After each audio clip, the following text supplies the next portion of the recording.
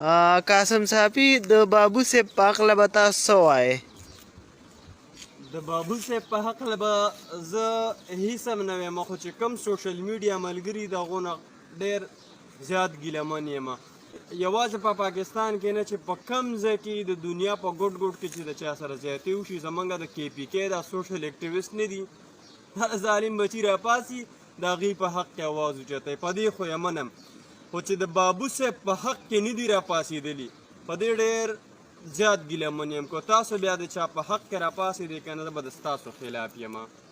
لکه وریځ وه، دې نه علاوه چې کوم دی میاشت که داسې وه او که داسې وه، خو هغه درله راوستله، اورې، په اصولو کې دننه هغه درله راوستله او تاسو د هغه په حق کې راپانسېدئ.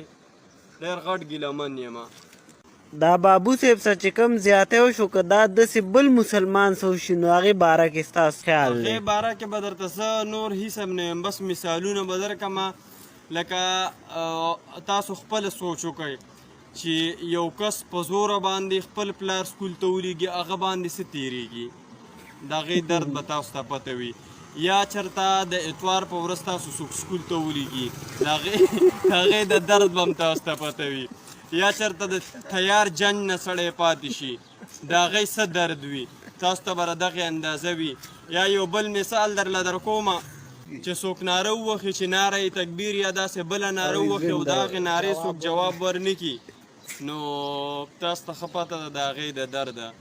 بل د بابو صاحب په حقله حکومت نه څه مطالبه ده ستاسو؟ حکومت ته به زه دغه پیغام ورکړم چې موږ سره داسې غټه هستي موجود ده چې هغه ته د آلات ضرورت نشته دی. هغه دغه شان تاسو له په وریځو کې په ټیمه باندې تاسو له کوم میاشت داسې ده او که داسې ده، بخترحمان خبره په اصولو کې دننه هغه تاسو له میاشت ویني، اختر درله راولي او بغیر پیسو خرچه مرچه پې نه راځي. دا کوم چې هلال کمیټۍ مشران دي، دا نور دلته په کې پي کې کې دي. زه تاسو ته ریکویسټ کوم چې دغه لرې کې بابو صاحب غونته کې غټې غټې خستیانې واخلئ، خرچې به کمې شي.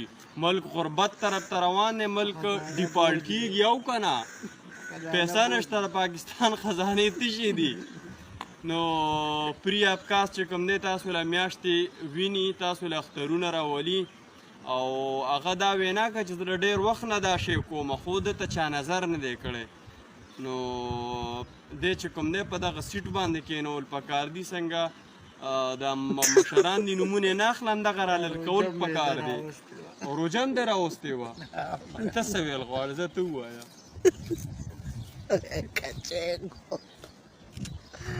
بابو صاحب ډېر خړ سړی